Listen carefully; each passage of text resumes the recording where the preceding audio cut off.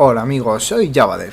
Bienvenidos al tercer episodio de la serie sobre desarrollo web básico.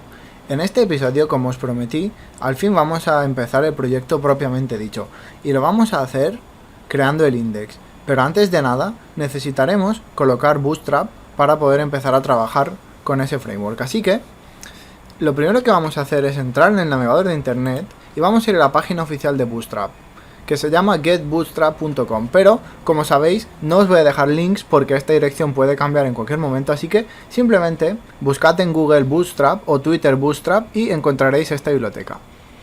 Aunque ya os expliqué para qué servía, os lo resumo rápidamente. Bootstrap es un framework muy útil, creado por los ingenieros de Twitter, que nos sirve principalmente para darle estilo rápidamente a nuestra web, y además lograremos que el estilo que le demos, que el diseño que hagamos, sirva en cualquier tamaño de pantalla, siempre y cuando hagamos bien las cosas. Así que lo que vamos a necesitar en primer lugar es descargar Bootstrap. Darle a este botón y veréis que hay tres posibilidades, que es descargar el paquete normal, descargar el código fuente para compilar de nuevo los CSS y los archivos de JavaScript, o aquí tenemos otra posibilidad de archivos fuente, como veis, para usar Rails con Ruby o otros tipos de tecnologías, pero no os preocupéis por todo eso.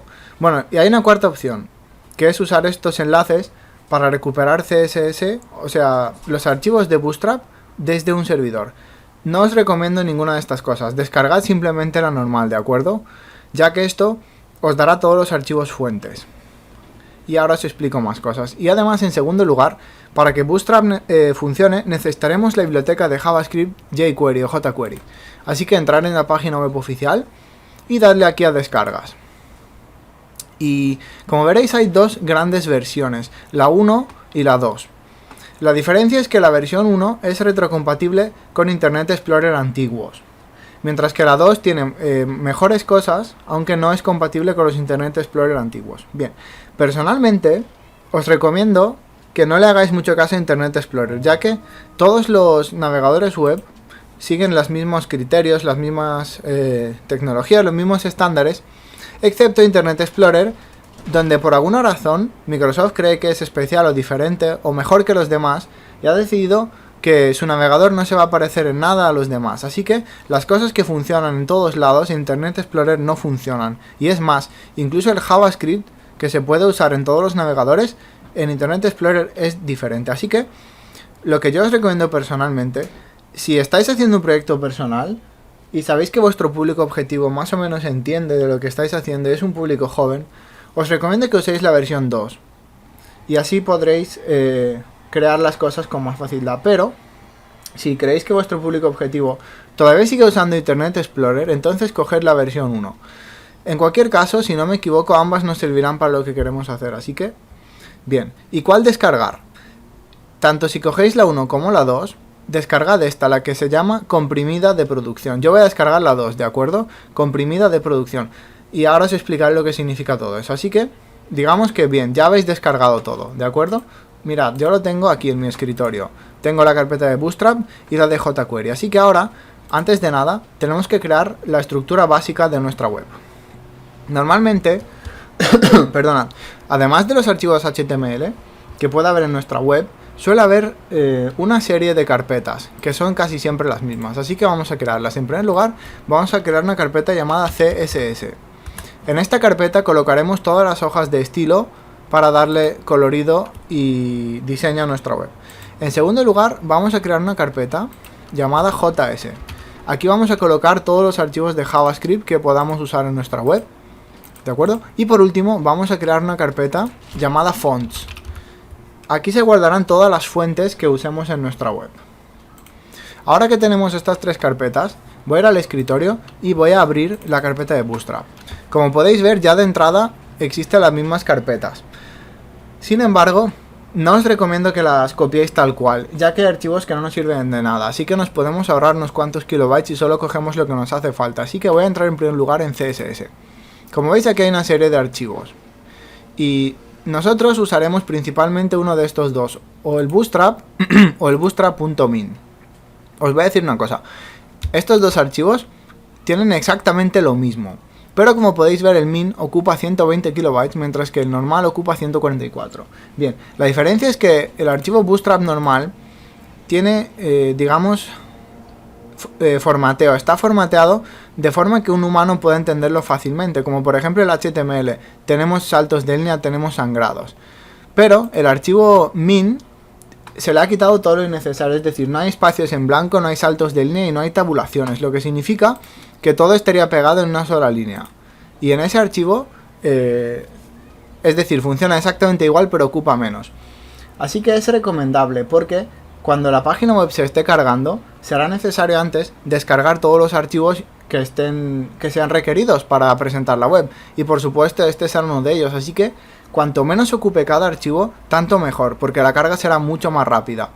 Y eso hoy en día es especialmente importante, ya que los teléfonos móviles no tienen tanta velocidad normalmente en datos como un ordenador. Así que es mejor que la página ocupe lo mínimo posible. Con lo cual, yo voy a coger esta versión, la min. Tened en cuenta que no vamos a tocar este archivo para nada, es decir, lo vamos a usar, pero no vamos a modificarlo, con lo cual no importa si está minificada y si es ilegible para un humano, ya que no lo vamos a abrir en ningún momento. Así que simplemente voy a copiarlo con control C, voy a ir a mi carpeta CSS y lo voy a pegar, ¿de acuerdo? Así que lo tenemos ahí, muy bien. En segundo lugar, voy a salir, vamos a la carpeta de fuentes. Estas son las fuentes que usa Bootstrap como iconos, se llaman Glyphicons. Y son iconitos como los que podéis ver en las aplicaciones, por ejemplo, un dibujo de un usuario, o flechas, o enlaces, o cosas similares. Por ahora, no os lo voy a enseñar, pero en próximos episodios definitivamente usaremos estos iconos para adornar nuestros enlaces y botones, para que la web quede mucho mejor. Así que por ahora simplemente cogedlos todos, copiadlos y pegadlos en la carpeta fuentes. Y aquí no os equivoquéis, cuando la página se cargue, no vamos a cargar todos los 6 archivos, solo cargaremos el que nos hace falta. Y aquí de nuevo os lo voy a explicar. Todos estos archivos contienen exactamente lo mismo. La única diferencia es que están en formatos diferentes, ¿de acuerdo? Y eso se debe a que algunos navegadores soportan unos formatos, mientras que otros navegadores soportan otros. En un mundo ideal, todos los navegadores seguirían un estándar y usarían el mismo archivo, pero ese mundo ideal no existe, con lo cual tenemos que colocar todos estos archivos de fuentes para asegurarnos de que los iconos se vean en cualquier navegador, ¿de acuerdo? Por último, vamos a la carpeta JS. De nuevo, podéis ver que sucede un poco lo mismo que con el CSS. Tenemos el archivo Bootstrap y el archivo bootstrap.min.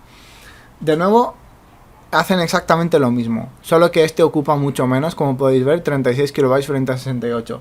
Y la razón es exactamente la misma.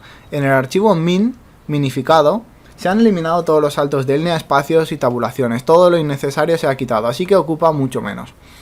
Como no vamos a tocar este archivo tampoco, copiad el min, simplemente, colocadlo en JavaScript y ya está.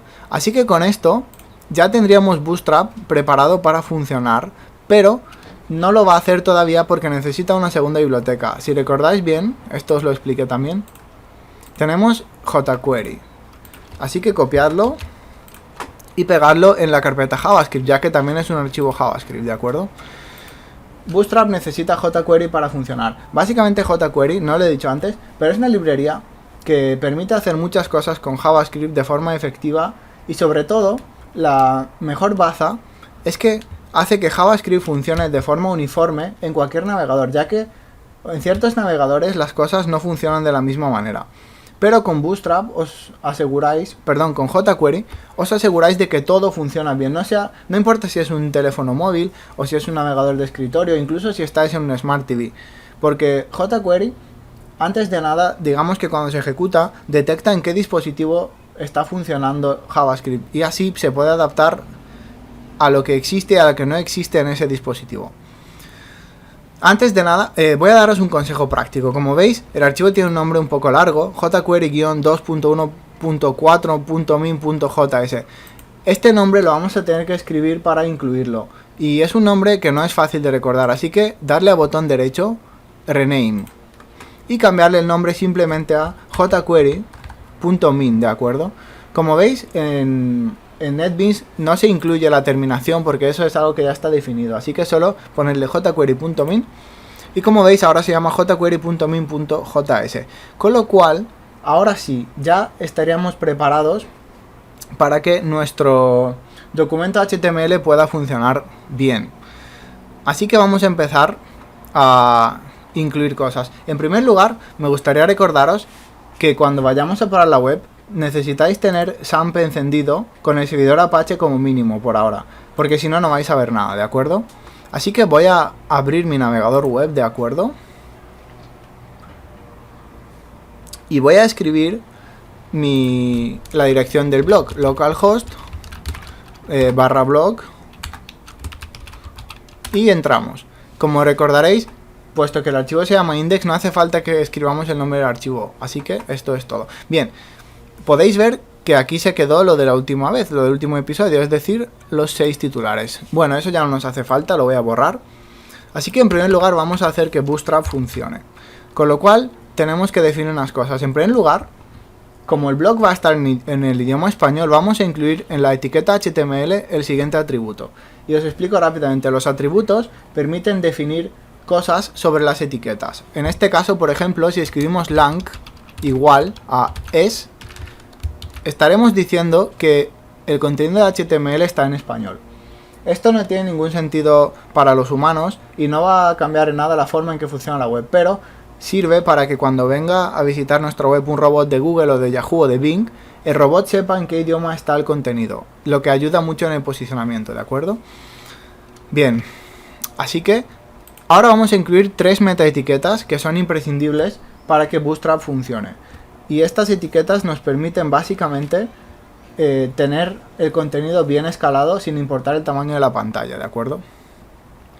La primera etiqueta ya la tenemos, es la de UTF-8, la que hace que todos los caracteres que usemos se lean como UTF-8 para que nos aparezcan los caracteres raros como las tildes, las ñes y demás. En segundo lugar necesitaremos la etiqueta meta, xif, que ya me la había sugerido por cierto, y es de la siguiente manera: x-ua-compatible content igual a IE igual a edge. ¿De acuerdo? Esto es básicamente una especie de etiqueta que sirve para Internet Explorer y muy poco más, así que no os preocupéis mucho por esto. Pero la tercera etiqueta es realmente la más importante, que se llama así meta name. Como veis ya me lo sugiere, le doy a enter. Viewport. Es decir, esto se refiere a la forma en que se presenta a la vista. Content. Y vamos a escribir lo siguiente. Width, que significa ancho, es igual a device width. Esto significa que haremos que el ancho de la pantalla corresponda... que el ancho de la página web corresponda al ancho de la pantalla. De forma que si es un móvil, a lo mejor el ancho podría ser 400 píxeles. Y si es una Smart TV, el ancho sería 4000 píxeles, por ejemplo. Y ahora ponemos coma y initial scale, escala inicial igual a 1. Esto hará que la web por defecto tenga el tamaño normal. Es decir, que no tenga zoom, que no esté hecha con zoom acercado o alejado. Que esté en el tamaño, digamos, original. Y una vez definido esto, lo que vamos a hacer es lo siguiente. Vamos a incluir el título de nuestra página web, que se define con las etiquetas title. ¿De acuerdo? Esto es lo que aparece en la pestaña superior. Ahora os lo enseño. Así que vamos a escribir, por ejemplo, blog de Java Dev 1. Voy a guardar y voy a volver aquí. Le voy a dar a F5 y como veis ahora sí aparece el título. Blog de Java Dev 1. Es el que he colocado antes entre las etiquetas title, ¿de acuerdo? Y como veis ha desaparecido el contenido porque lo he borrado. Es decir, ahora mismo el body está vacío, no hay nada. Por eso sale en blanco. Pero lo arreglaremos enseguida. A continuación vamos a incluir los archivos CSS. Como os expliqué en la introducción, los archivos CSS contienen los colores y el estilo general que vamos a usar en nuestra web. Así que, en este caso, como vamos a hacerlo con Bootstrap, tenemos que incluirlos. Así que, en primer lugar, vamos a incluir Bootstrap. Link, href, y aquí tenemos que escribir la ruta en la que se encuentra nuestro Bootstrap, el CSS. Y en este caso, nos encontramos en este archivo, ¿de acuerdo? Voy a cerrar esto para que lo entendáis más fácil. Nos encontramos en este archivo, así que la ruta sería de la siguiente manera. En primer lugar tenemos que entrar en la carpeta CSS, así que escribimos CSS barra y ahora tenemos que escribir el nombre del archivo, así que dentro de la carpeta CSS el archivo se llama bootstrap.min.css, así que vamos a escribirlo bootstrap.min.css, ¿de acuerdo? Y vamos a indicar de qué tipo de enlace se trata. Rel es igual a stylesheet, ahí lo tenéis, a hoja de estilos, ¿de acuerdo? Porque realmente se pueden incluir diferentes tipos de archivo, pero así le indicamos que el archivo que acabamos de incluir es un CSS. Esto a lo mejor os parece un poco redundante, ya que el archivo en sí termina en CSS, pero tenéis que tener en cuenta que no todos los archivos tienen terminaciones, porque pueden ser archivos binarios. Bien, esto nos daría el CSS por defecto, pero ahora mismo no tenemos ninguna manera de darle estilo a nuestro blog. Así que vamos a hacer un segundo archivo CSS en blanco, en el cual vamos a definir todos los estilos que queramos. Así que botón derecho encima de la carpeta CSS, New, y elegid esto, Cascading Style Sheet, que es el nombre completo de CSS. Yo voy a llamar al mío estilos, por ejemplo. Podéis llamarlo como queráis. Como veis ahora está así, y nos lo ha creado ya NetBeans. Podéis borrar estos comentarios. Voy a guardar y lo voy a cerrar por ahora, aunque esté en blanco no importa. Y ahora lo que vamos a hacer es incluir este archivo. Así que, como es lo mismo, voy a copiar y pegar esta línea, ¿de acuerdo? Y voy a escribirlo aquí como estilos.css, ¿de acuerdo? De esta forma ya hemos incluido Bootstrap y nuestros estilos. Bien, ahora Bootstrap todavía no funciona, ya que necesitamos incluir los archivos JavaScript para que Bootstrap funcione. Así que eso se hace normalmente al final del body. Y esto se hace así porque digamos que el HTML funciona de forma secuencial. Y el JavaScript en concreto es algo que puede tardar un poco en ejecutarse. Lo que significa que mientras se está descargando y ejecutando, la página web podría quedarse bloqueada cargando. Y eso no es bueno, porque el usuario podría impacientarse. Así que normalmente lo que se suele hacer es colocar los archivos de JavaScript siempre al final del cuerpo. Esto es una buena práctica, de forma que toda la web se cargaría y justo al final, cuando ya está todo cargado, ya cargamos el JavaScript. Pero el usuario probablemente no lo notará, ya que por lo menos no va a ver la pantalla en blanco cargando. La web ya estará cargada, solo se estará cargando el JavaScript después. Para incluir un archivo JavaScript tenemos que usar la etiqueta script, ¿de acuerdo? Y para que eso funcione, por cierto, la etiqueta script tiene cierre, ¿de acuerdo? End script, de esta manera. Bien, para incluir un archivo tenemos que escribir la propiedad source, src igual, y ahora tenemos que escribir la carpeta en la que se encuentra nuestro archivo. Como veis, NetBeans ya ha detectado qué carpetas existen, así que podéis escribirlo o elegirlo desde este pequeño menú, no importa. En este caso, la carpeta que necesitamos es JS, así que voy a elegir JS, le voy a dar a Enter. Y a continuación, el archivo que vamos a necesitar, en primer lugar, es el de jQuery. jQuery.min.js, ¿de acuerdo? Ahora voy a copiar y pegar exactamente lo mismo para incluir el archivo de Bootstrap. Así que le voy a cambiar simplemente el nombre. Y a esto me refería, ¿veis? jQuery.min.js. Cuando os he dicho antes que cambiéis el nombre, os lo decía por esto, porque ahora si no, tendríamos que haber escrito jQuery-1. No sé qué, no sé cuánto. Ya no me acuerdo ni cómo era el nombre. Por eso cambiarle el nombre a algo sencillo y fácil de recordar, ¿de acuerdo? Así que con todos estos trámites ya hemos logrado que Bootstrap esté incluido y funcione. El problema es que no vamos a ver si funciona hasta que no empecemos a poner contenido. Y eso es precisamente lo que haremos en el próximo episodio. Así que espero que esto os haya parecido interesante y seguimos. ¡Hasta luego!